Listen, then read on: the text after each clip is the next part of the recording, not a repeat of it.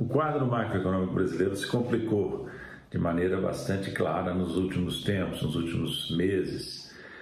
Por um lado, a situação por um lado é paradoxal, porque os resultados macroeconômicos e sociais do governo Lula têm sido bons.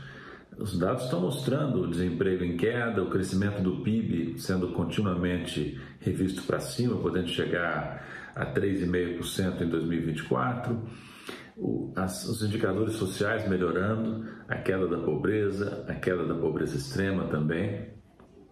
Então, por um lado isso. Por outro, os mercados continuam nervosos, até se tornaram mais nervosos.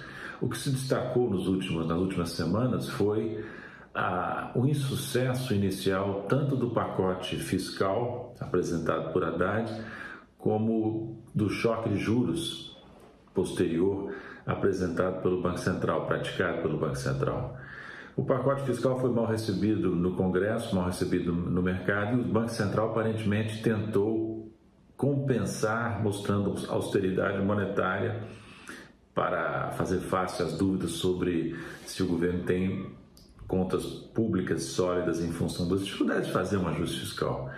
Então o Banco Central aumentou a taxa de juros em 1 ponto percentual e anunciou, isso que foi mais surpreendente, 2 aumentos da mesma magnitude nas 2 reuniões subsequentes, totalizando 3 pontos percentuais em cima de uma taxa de juros real, uma taxa de juros que já vinha muito alta e que vinha sendo onerosa para o país. É outro paradoxo. Por um lado, a taxa de juros mais alta sinaliza compromissos do Banco Central com a meta de inflação, por outro, desequilibra as finanças públicas por motivos conhecidos, porque afeta direta ou indiretamente o custo da dívida pública, que é alta e que tem uma carga de juros muito pesada. Então a situação do governo se tornou bem mais delicada do que se esperava e apesar dos resultados, ou talvez por causa dos resultados, o Banco Central reagiu dessa maneira. O Banco Central entende, e há uma certa razão nisso, entende que a economia se aqueceu demais e que isso está prejudicando o combate à inflação.